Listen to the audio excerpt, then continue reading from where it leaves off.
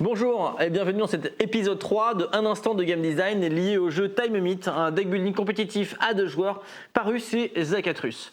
Dans l'épisode précédent, on a beaucoup parlé des deck building et de comment innover, et donc dans Time Meet, la gestion de l'argent est un caractéristique principal.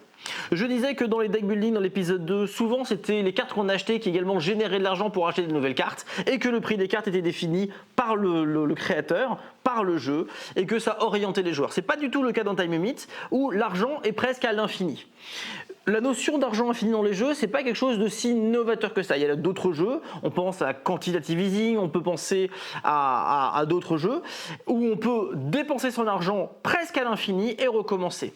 Ici, comme c'est un jeu à 2 joueurs, l'argent, on va pouvoir en récupérer autant qu'on veut et reprendre toute la masse monétaire qu'on avait au début à n'importe quel moment, mais contre des points de victoire et un paradoxe temporel qui peut constituer une condition de défaite.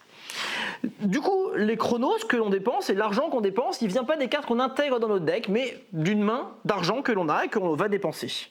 Et cette main d'argent, elle a été également inspirée d'un autre grand jeu d'enchères, celui de Rainer Knizia, qui s'appelle High Society, qui a été réédité dans sa version allemande dans un jeu qui s'appelait Einfach Irish. C'est exactement la même répartition parce que c'est une répartition parfaite. On a des cartes qui vont de 1 à 25 et on peut les mettre quand on veut.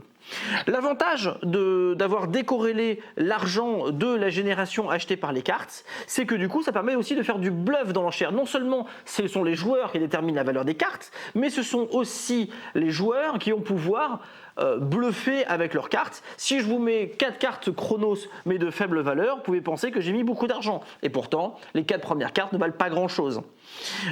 Du coup, dans Time Meet, on voit qu'on sort très largement des poncifs classiques des deck building, de la façon dont on acquiert les cartes et de combien valent les cartes. C'est aux joueurs, entre eux et en compétition, de se dire combien ça vaut. Et on a en plus toutes les informations. On sait quelles sont les cartes qui ont déjà été dépensées, qui ont déjà été intégrées, et les cartes sont visibles, leur effet est visible. Donc on a toutes les informations. C'est très égalitaire et comment dire, il n'y a pas de joueurs qui sont suravantagés par un tirage, par une rivière et ainsi de suite. L'argent et sa gestion est un élément essentiel dans Time Meet.